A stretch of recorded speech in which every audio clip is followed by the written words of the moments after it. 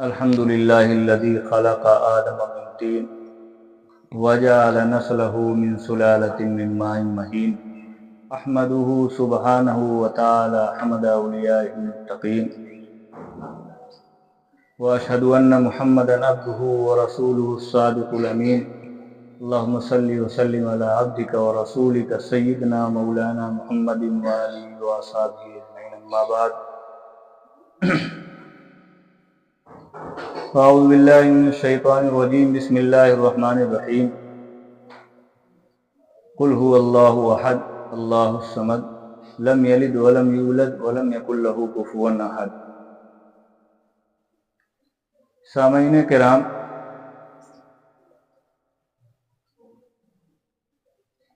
اصل اللہ تعالیٰ کی توحید ہے۔ یا ایھا الناس وحدوا اللہ وان التوحید راس الطاعات۔ اگر آپ توحید میں پکے نہیں ہیں تو کچھ نہیں۔ تمام طاعات کی جڑ توحید، اور اللہ تعالیٰ سے، اللہ کے رسول صلی اللہ علیہ وسلم سے مشرکین مکہ پوچھا کرتے تھے اللہ تعالیٰ کا نسب بیان کیجیے، اور بعض روایات میں آتا ہے یہودی مدینہ پوچھتے تھے کہ اللہ تعالیٰ کا نسب بتائیے، اور بعض روایات میں آتا ہے مشرکین مکہ کہتے تھے کہ اللہ کس چیز کا بنا ہے، چاندی کا کہ سونے کا کہ تانبا کا، کن مادوں سے بنا ہوا ہے، اس پر یہ سورت نازل ہوئی۔ اس سورت کے بہت سارے مناقب اور فضائل ہیں، چنانچہ حضرت ابو ہریرہ رضی اللہ تعالیٰ عنہ کی روایت ہے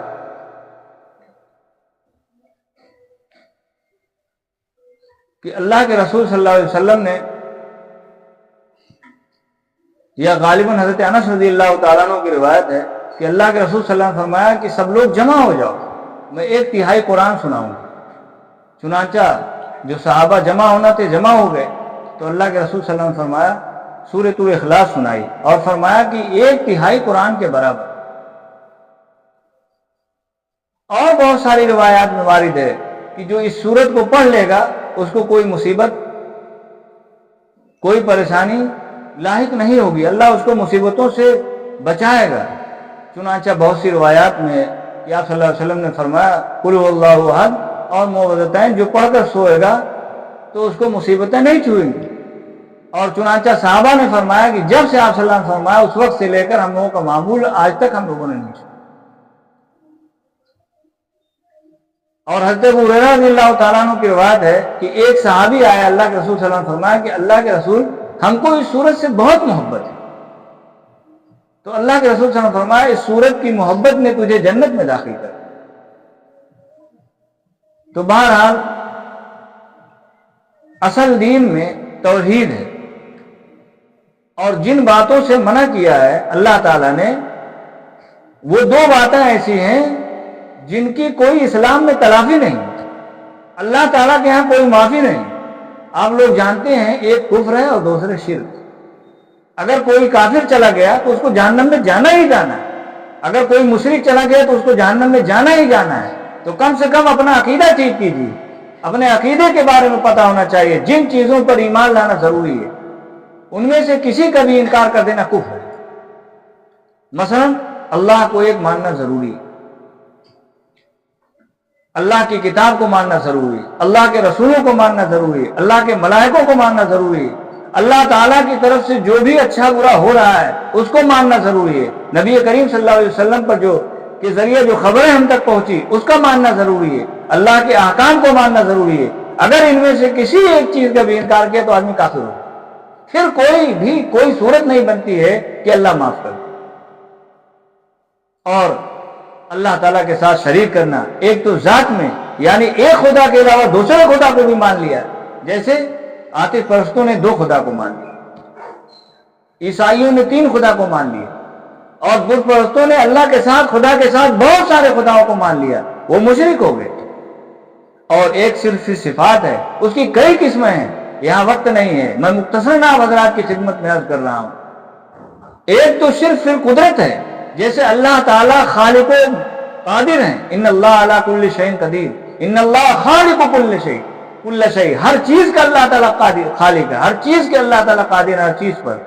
अगर कोई समझे कि कोई नबी या कोई वली या कोई फरिश्ता या कोई पीर या कोई शहीद या कोई इमाम, इन चीजों में जो जो अल्लाह की सिफात हैं वो उसके अंदर भी पाई जाती हैं, जैसे मिसाल के तौर पर मारना, जिलाना, पानी बरसाना, हवा चलाना, जितना दुनिया का निजाम है, नफा नुकसान सब खुदा ताला चला रहे हैं। अगर कोई ये समझे कि कोई पीर, वली, नबी, इमाम इसमें कोई इख्तियार रखता है, सीधा सीधा मुशरिक हो जाएगा। और एक शिर्क फिल इल्म है कि अल्लाह ताला हर चीज पर इन्नल्लाह बिकुल्लि शैइन अलीम, हर वक्त हमा वक्त अल्लाह ताला हर चीज को जानने वाले हैं। अगर कोई एक अकीदा रखता है, कितना बड़ा भी वली हो, कोई भी नबी हो, कि अल्लाह ताला की तरह वो भी जानते हैं हम हमारे बारे में कि हम फला काम कर रहे हैं, फला वली, फला शहीद, तो वो भी मुशरिक है। शिर्क फिल समा है, शिर्क फिल बसर है, और भी शिर्क फिल इबादत है। जैसे अल्लाह ताला ने सबको पैदा किया, अल्लाह ताला सारे निजाम को चला रहे हैं, अल्लाह ताला की जात के अलावा कोई जात ऐसी नहीं है जिसकी इबादत की जाए। अब अगर किसी नबी को कोई या कोई वली को या इसी तरीके से बुजुर्गों में से किसी वली को और भी किसी भी सिस्टम से किसी भी तरीके से आकर उसके आगे इबादत कर रहा है या खाने काबा की तरह उसके घर का तवाफ कर रहा है, तो ये शिर्क फिल इबादत है। भाइयों, ये तो शिर्क जो खुला खुला शिर्क है, और बहुत सारे शिर्क ऐसे हैं जिनको आदमी जानता नहीं है लेकिन वो भी शिर्क हैं, उसमें भी शिर्क छुपा हुआ है। जैसे आजकल लोग जाते हैं, किसी पंडित को हाथ दिखा दी कि देखिए पंडित जी मेरी किस्मत में क्या है, या किसी के यहाँ पहुंचे फाल खोलवा दी, ये फाल खोलना ओलना ये सब हराम है, या किसी कब्र पर चादर चढ़ाए, या जैसे मुहर्रम आ रहा है अलम निकाले, ताजिया बनाए, और बहुत सारे खुराफात हैं। अगरचे ये डायरेक्ट शिर्क नहीं है लेकिन बिलवास्ता ये शिर्क है। तो अल्लाह ताला के साथ, अल्लाह की जात में, अल्लाह की सिफात में किसी चीज में अगर आपने किसी किस्म का कुफ्र किया या किसी किस्म का शिर्क किया, तो फिर कोई बख्शिश और मग़फ़िरत का कोई चांस नहीं है। और एक इसी किस्म में बिदअत है, बिदअत जिसका शरीयत में कोई सबूत ना हो। शरीयत किसको कहते हैं? शरीयत कुरान मजीद में उसका सबूत ना हो, अहादीस मुबारका में उसका सबूत ना हो, रसूलुल्लाह सल्लल्लाहु अलैहि वसल्लम के जमाने में, आप सल्लल्लाहु अलैहि वसल्लम के असहाब के जमाने में, ताबईन और तबे ताबईन के जमाने में उसकी जरूरत या इम्कान होने के बावजूद भी सहाबा ने उसको ना किया, ताबईन ने उसको ना किया, और लोग उसको दीन समझकर करें, और जो लोग न करें उन पर मलामत करें, ये बिदअत है। हदीस पाक में बिदअती की बहुत सख्त वईद आई है। हदीस पाक में आता मन वक़्क़र साहिब बिदअतिन फ़क़द आना अला आदमी इस्लाम, जिसने किसी बिदअती की ताज़ीम किया उसने इस्लाम की दीवार को मुनहदिम, इस्लाम के मुनहदिम करने पर इयानत किया, मदद किया। तो इसलिए कुफ्र से, शिर्क से, बिदअत से दूर रहा जाए। छोटी सी सूरत है, ये बहुत ज्यादा, अब आप अंदाजा लगाइए, कुल एक जुमला है। अल्लाह के रसूल सल्लल्लाहु अलैहि वसल्लम से अल्लाह ताला फरमाते हैं आप कह दीजिए, इसमें आप सल्लल्लाहु अलैहि वसल्लम की नबूवत और रिसालत को अल्लाह रब्बुल इज्जत ने बयान किया है कि आप नबी हैं, अपनी कौम को दावत दीजिए, आप अपनी कौम को हिदायत का रास्ता सिखलाइए। कुल हु अल्लाहु अहद, अल्लाह जानते हैं किसको कहते हैं? अल्लाह उसको कहते हैं जो वाजिबुल वजूद, यानी हमेशा से है और हमेशा रहेगा। अल्लाह ताला तमाम कमालात के जामे हैं, और अल्लाह ताला के अंदर अल्लाह ताला तमाम नकायत से पाक है। अल्लाह उसको कहते हैं जो हमेशा से है, हमेशा रहेगा। और उसके बाद अल्लाह ने फरमाया अहद और वाहिद।